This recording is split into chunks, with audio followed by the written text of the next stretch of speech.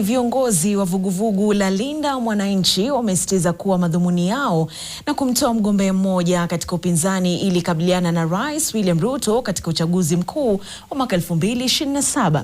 Wakizungumza mjini Kese katika mkutano wa siasa, wamesema kuwa wanahitaji mkakati bora ili kuondoa utawala wa Rais Ruto madarakani. Jaji mkuu mstaafu David Maraga alijumuika na viongozi wa Linda Mwananchi katika hafla hiyo, kama anavyoarifu mwanahabari wetu Bernard Ojwang. Kundi la Linda Mwananchi leo limerejea eneo la Gusii baada ya kuahirisha mkutano wake uliopangwa kufanyika Juni 26. Wakiongozwa na seneta wa Nairobi Edwin Sifuna, Babu Owino, seneta wa kaunti ya Kisii Richard Onyonka, gavana wa Siaya James Orengo, aliyekuwa jaji mkuu David Maraga na gavana wa Murang'a Irungu Kang'ata. Viongozi hao walisema kuwa wako tayari kufanya kazi pamoja na upinzani ulioungana katika safari ya uchaguzi mkuu wa mwaka 2027. Si lazima tutoe Zakayo. Si lazima tutoe Zakayo. Ndio sababu tutaleta milima yote tukifanya kazi na Irungu Kang'ata, tukifanya kazi na Rigiji, tuunde serikali mpya mwaka ujao.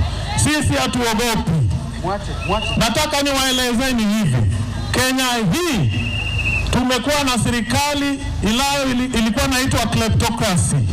Serikali ya kleptocracy ni pale viongozi wanatumia jumla ya ofisi zao kuiba mali ya raia, kupora mali ya raia, kunyakua mashamba, kunyakua misitu. Hiyo inaitwa kleptocracy.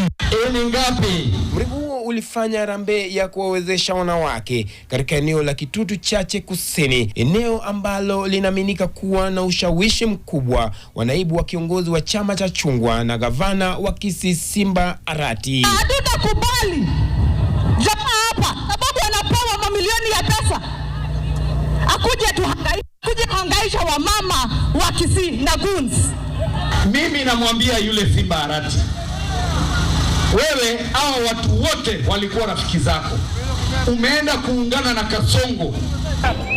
Baada ya harambee, kikundi hicho kilizuru mji wa Kisii, Keumbu na Keroka, ambapo walihutubia wananchi. Tunapigania mambo matatu. La kwanza, tunataka serikali ambayo itakuja itilie maanani mambo ya manufacturing. Viwanda ndio vijana wetu wapata kazi. Viongozi hao walisisitisha kuwa tayari wamepata mbinu ya kumtoa jasho Rais William Ruto katika uchaguzi mkuu ujao. 2027 hatutangoja kura zihesabiwe. 2027 tukishapiga kura tutaenda State House. Tutangoja kura itangazwe huko. Tutangoja kura itangazwe State House. Wangapi wanakubaliana na hiyo maneno? It will be a tragedy if you have Ruto come back as president on 10th of August next year. We will not have a country. We will not have a country. Kenya will not be the same again. Mimi siku hizi wananivuruga kwa sababu makosa yangu ni moja tu.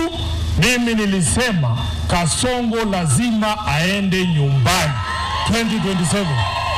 Na nikisema hivyo nasema kwa sababu nina sababu. Sisi hatumchukii Kasongo. Sisi tunamtakia maisha marefu, aone nchi ambayo inaweza ongozwa kulingana na maadili ambayo yako ndani ya katiba yetu. Hii serikali ya Kasongo wanakaa usiku mzima kupanga vile watasambaratisha sisi. Si mmeona? Lakini mmeona viongozi wamebaki na umoja.